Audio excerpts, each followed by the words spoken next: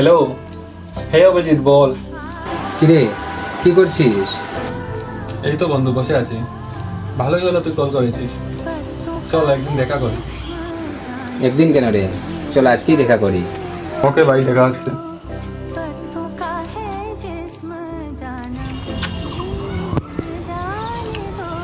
Hello, Abhijit কই তোরা? এই তো।